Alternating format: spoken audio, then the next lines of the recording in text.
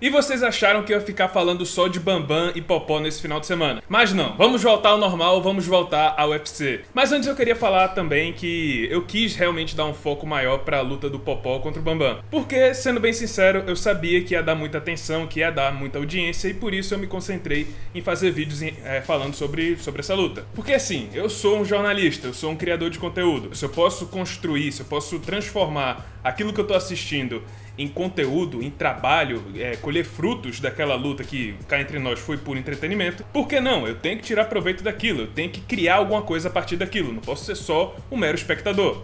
E eu queria agradecer a vocês porque realmente trouxe excelentes resultados essa luta do Popó contra o Bambam aqui pro canal. O primeiro vídeo, que foi eu reagindo à luta, ultrapassou 500 mil visualizações. O segundo, que foi eu comentando mais um pouco sobre a luta, né? Fazendo uma análise mais fria, passou, acho que tá chegando a 200 mil visualizações. Então, muito obrigado vocês pela grande audiência que a gente teve nesse final de semana. Mas vamos voltar pro mundo real, né? Vamos voltar pro que interessa, vamos falar de UFC. E nesse sábado tivemos o UFC Fight Night no México, que teve duas revanches nas duas lutas principais. E na luta principal tivemos Brandon Moreno enfrentando Brandon Royval pela segunda vez. Luta bem interessante, já que o vencedor desse combate muito provavelmente ia enfrentar o Alexandre Pantoja no Rio de Janeiro, no UFC 301. Mas eu vou ser bem sincero com vocês, eu não tava muito empolgado pra ver essa revanche entre o Moreno e o Royval. Sabe aquela revanche onde a primeira luta foi tão clara, foi tão dominante, que você nem se interessa pela segunda luta porque acha que vai ser mais do mesmo? Bom, era basicamente esse o pensamento que eu tinha antes de assistir a luta. A revanche que eu tava realmente interessado era a co-luta principal entre o Brian Ortega e o Yair Rodrigues, já que a primeira luta não teve luta, foi uma lesão do Brian Ortega. Mas no fim das contas, a luta entre os Brandons, entre o Brandon Moreno e o Brandon Royval, terminou de uma forma completamente diferente, com o Royval vencendo o ex-campeão dos Moscas por decisão unânime. E esse resultado foi péssimo para o Brasil, e eu vou explicar por quê. Bom, a gente estava falando, né, que o UFC estava com problema no UFC 300, que estava faltando aquela grande luta no card principal, talvez como evento principal. Eles resolveram isso, colocando a luta do Poatan contra o Jamal Hill como evento principal da noite. Só que com isso, eles arranjaram outro problema, o UFC Rio, que agora, com a saída do Poatan, não tem uma luta principal. Mas aí você pode falar, ah, Carlos, mas tem o Alexandre Pantoja, que já confirmou que vai lutar nesse dia. Tá, mas ele vai enfrentar quem? O Amir Albazi tá lesionado, o Manel Kape vai enfrentar o Matheus Nicolau. Acabaram de remarcar essa luta pra abril, não sei por que remarcaram essa luta. Sobrou então o vencedor da luta desse sábado, Brandon Moreno, que o Alexandre Pantoja já venceu 3 vezes, ou o Brandon Royval, que o Pantoja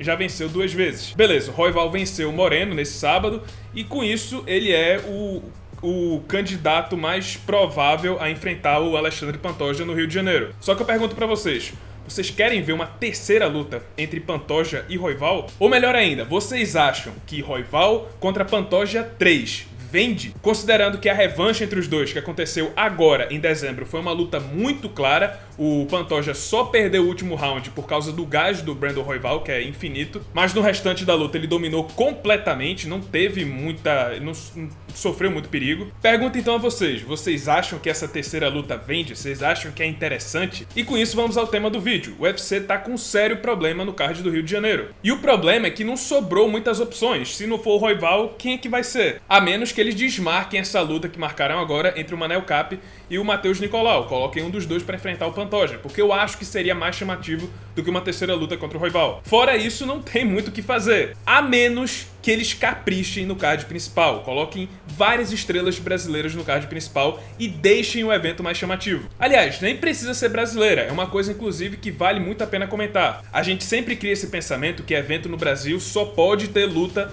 envolvendo brasileiro, mas eu penso o contrário. Eu tenho certeza que muita gente aqui no Brasil pagaria para assistir, por exemplo, uma luta principal envolvendo, sei lá, Israel Adesanya, John Jones, astros gringos. Eu acho que precisa quebrar esse pensamento que card no Brasil só luta brasileiro. Bem que poderiam trazer uma outra luta, uma disputa de cinturão com um lutador que seja popular aqui no Brasil. Ou mais do que isso, trazer lutadores internacionais para lutar no card principal. Porque aqui no Brasil a gente não acompanha só lutador brasileiro. Tudo bem que para atrair a grande massa brasileira é mais atrativo ter atletas brasileiros. Mas se você investir na popularidade de atletas internacionais, de lutadores de outros países aqui no Brasil, você não precisa ficar só dependendo de lutadores brasileiros para montar um card aqui no Brasil. Uma luta entre gringos que pode dar muito certo aqui nesse card do Rio de Janeiro é uma luta entre Ian Garry e Colby Covington. Ian Garry, que tá treinando com Charles do Bronx, tá com Diego Lima, ele fala português, se eu não me engano, tá morando aqui no Brasil, para enfrentar o Colby Covington, que é o inimigo número 1 aqui do Brasil, é a segunda vinda do Chael Sonnen. Lembram lá em 2017 que ele veio aqui no Brasil,